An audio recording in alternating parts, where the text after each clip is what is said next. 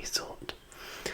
And so I thought, why not read from the Oxford handbook of the foundation program, which is basically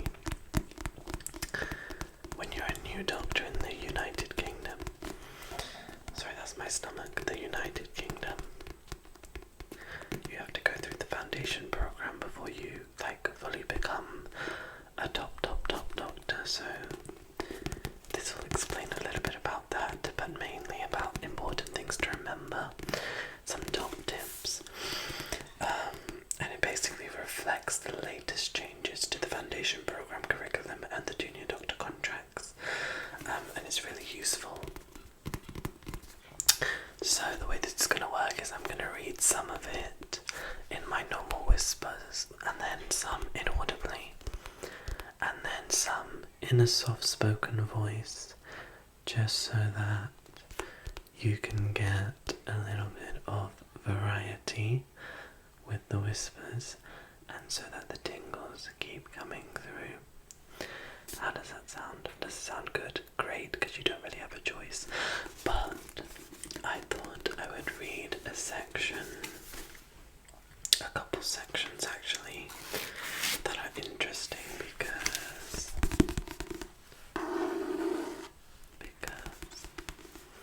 sometimes it's not what it's about, but you know the content of what's going to talk.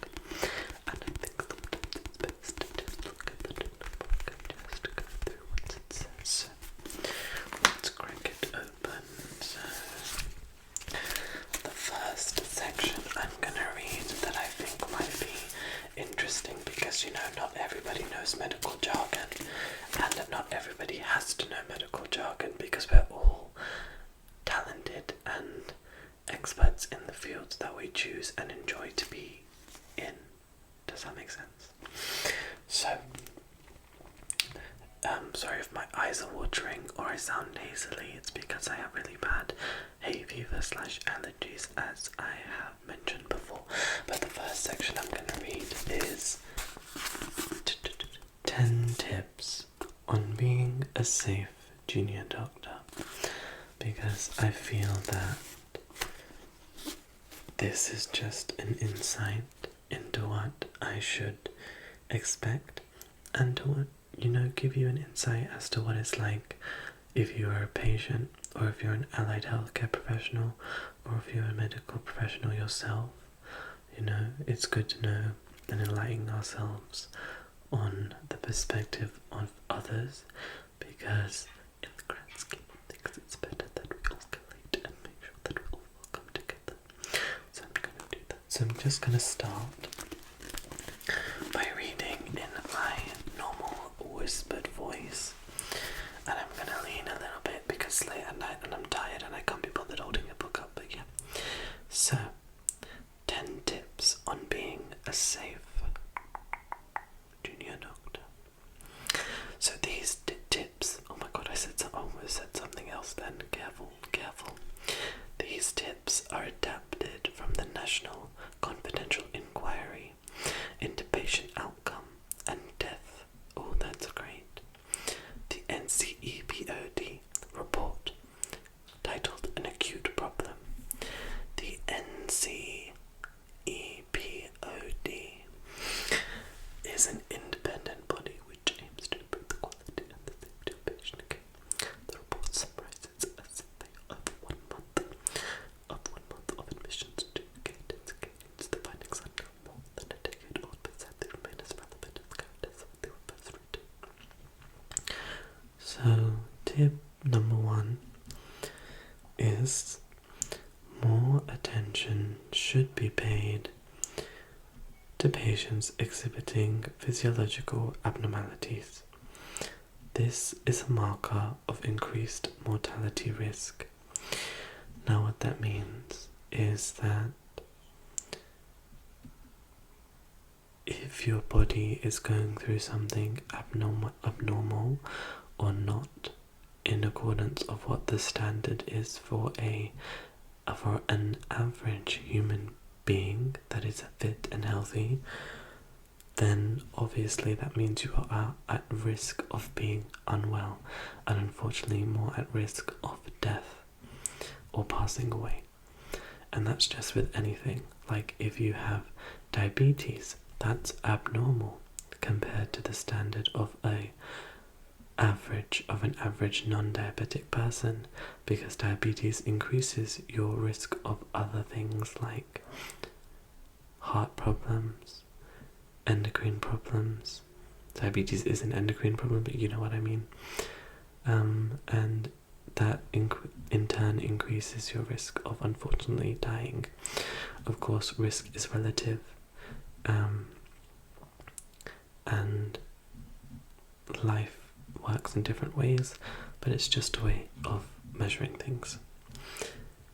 Then, number 2, the importance of respiratory rate monitoring should be highlighted. So that is usually the amount of breaths per minute, and usually I think the normal rate is between 12 and 20. I may be wrong. I think it's 12 and 20, but I know if it's above 20 we're like, oh, that's really high, and if it's below 10 you're like, oh, what's going on? This parameter should be recorded at any point that other observations are being made. So it's like when I'm checking your heart rate, I'm going to check your rest rate as well, because I'm checking your pulse by feeling your radial artery on your wrist, on your radial side of your wrist, really. At the same time, I'm going to be like looking at your rest rate, looking at your respiration rate, which is basically your breaths that are going in and out. So I'm just trying to do that and really focusing on multiple things at once and just trying to make sure that you're all okay within the same time. But of course, I can't really do that all at the same time, and I'm just trying to make sure that everything going forward is what's going to be forward. But that's quite important. And then number 3, the use of early warning scores can help to monitor patients and trigger appropriate escalation of care. Now, we have multiple scoring tools that we use for different things. Of course, I can't remember all of them, but there's some that I know off by heart, just because they are drilled into our head when we're learning. If you hear screeching in the background, that's the foxes, and I'm not going to go tell them to be quiet because they're scary. But you should be quiet, please. Oh well. The general score that we use to assess the wellness of a patient is called a news score. It's like an early warning score. And obviously the higher the score, the more care that this person needs, and the more worried I'm going to be. So yeah, you use them with care, as they can still miss some acutely unwell patients. So what that means is, even if they're scoring low on these scores, they can still be unwell in a certain way that could be really detrimental to their health. Like, somebody could be talking to you, be absolutely normally fine, but then they've lost so much blood that they just suddenly bottom out, and you haven't realised it because you haven't done a proper assessment. Exactly. Number 4. It is inappropriate for referral and acceptance to ICU to happen at junior doctor level. So basically what that's saying is, a junior doctor who's not as experienced and is not at senior level. Oh my god, these foxes. Hold on, let me close the window. We are back to scheduled programming.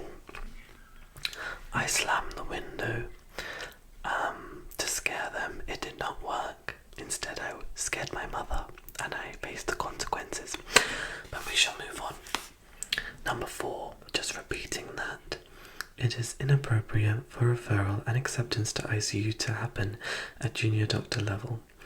What this means basically is that a non-senior doctor, so that's anyone who's been in training for less than 5 years, I would say, to make a referral or to accept someone into the intensive care unit. So these are really, really unwell patients who who need all the support, one-to-one care, who could, be at the end of their time. So they need one-to-one care, and that needs to be a senior decision. It's very rare that it's not a senior decision, because otherwise they wouldn't phrase it as inappropriate, would they? Yeah. Number 5. Training must be provided for junior doctors in recognition of critical illness and the immediate management of fluid and oxygen therapy in these patients. So really, at any level, you should be able to identify when someone's really unwell. That's what that's saying. 6. Consultants must supervise junior doctors more closely and should actively support junior doctors in the management of patients rather than only reacting to requests for help. Now, I have a bone to pick with this one because in the normal job world, you have new doctors, junior doctors down here. I think in the UK they're trying to change the name to resident doctors, like how in America they have residents.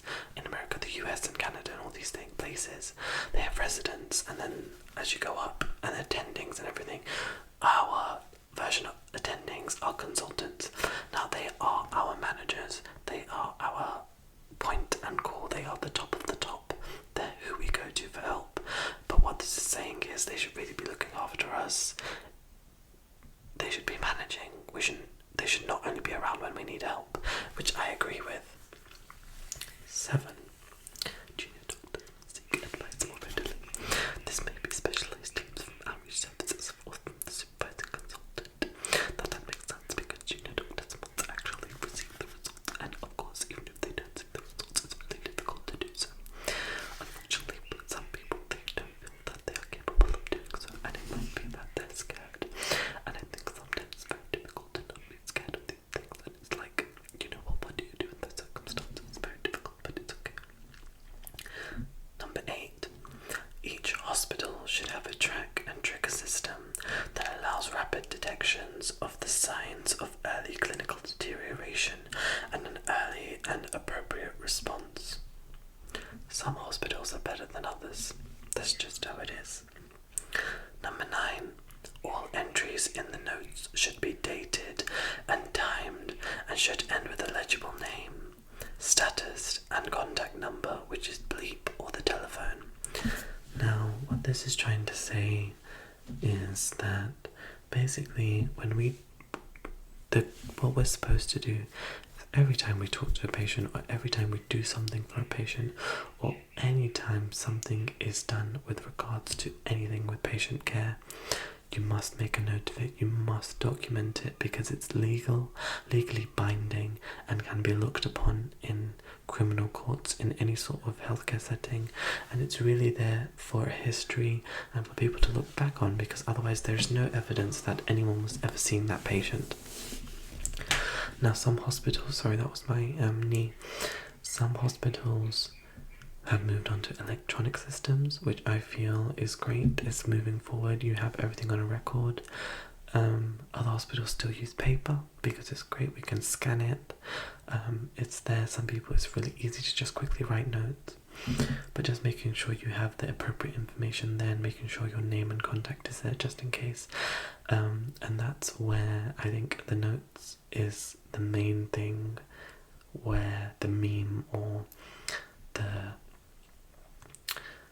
understanding that doctors have terrible handwriting so you can't read them comes from, because every time I look in the notes sometimes and some of these doctors, these consultants and other people are writing in, I can never read what they're writing. It takes forever, like I spend like 10 minutes just trying to figure out what the words are, but we get there in the end.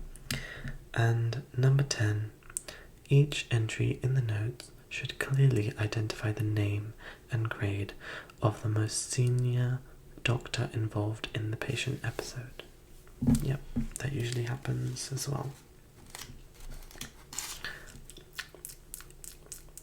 Next page.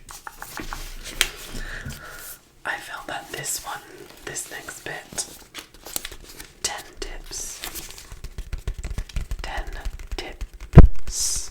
on being a happy doctor. also something that I'm going to read as well. So tip number 1, book your annual leave. Time off is essential, and failing to take these leave days doesn't make you hardworking or any more likely to get ahead, but making a major error due to the cumulative figure will have repercussions for both the affected patient and for your career. Spend leave doing something you really enjoy with the people you like. If you have fixed leave, at least you'll get what you're owed, hopefully. But swaps can be a pain and take a lot of persistence.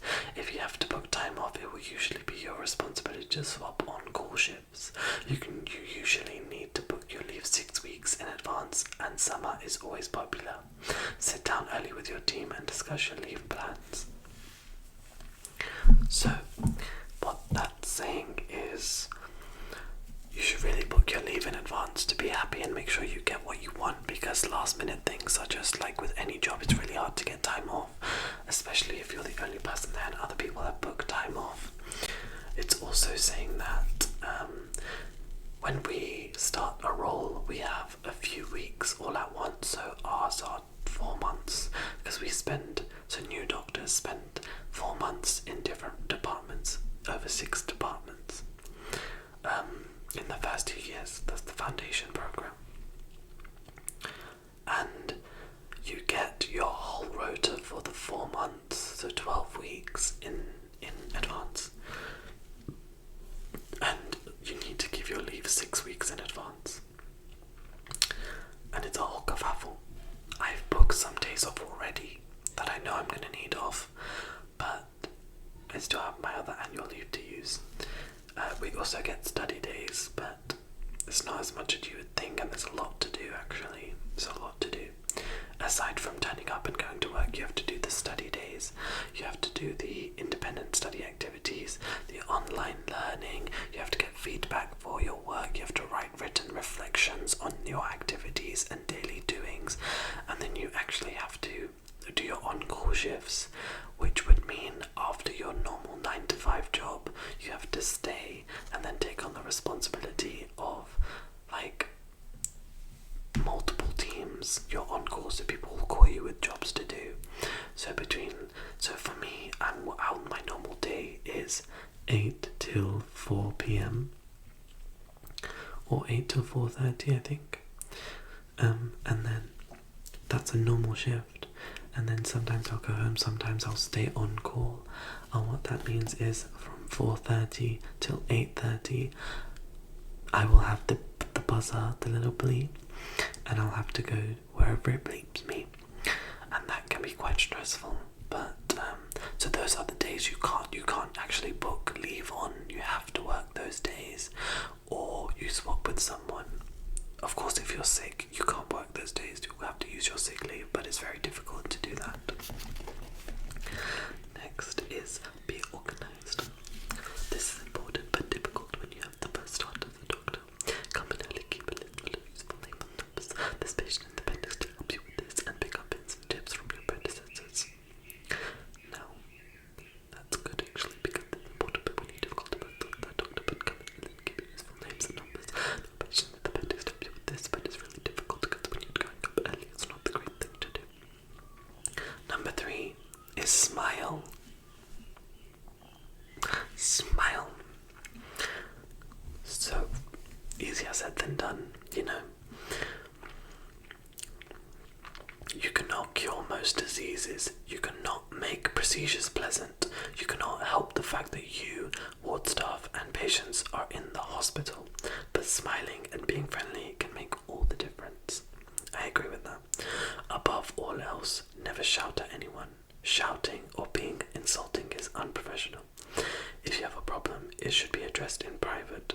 The job rapidly becomes unpleasant if you get a reputation in private. If you get a reputation for being rude, and reputations, good and bad, travel quickly. I agree. Don't underestimate the impact of night shifts on your energy levels and health. Consider your plans before, during, and after night shifts carefully to allow sufficient time to sleep and recover. Everyone will give advice on how best to cope with night shifts, so try various approaches until you find the best routine for you.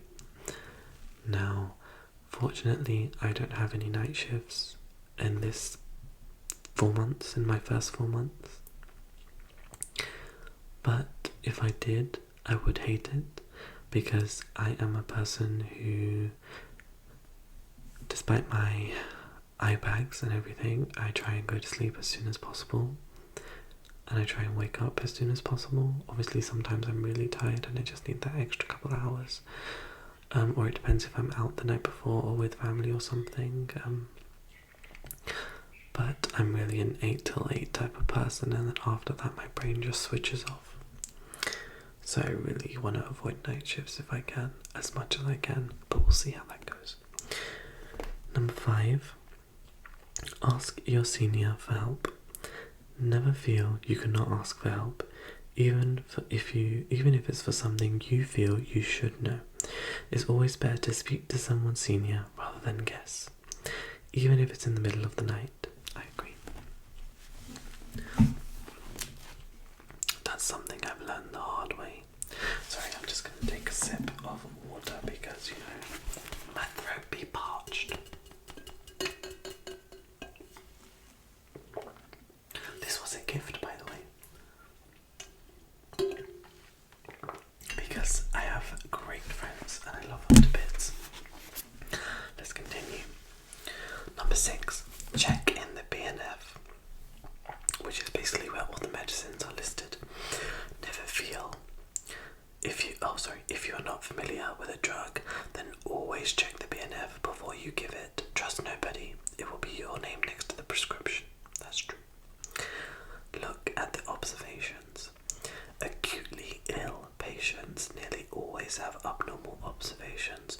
Always remember to look at the respiratory rate, as this is the observation most commonly ignored by doctors.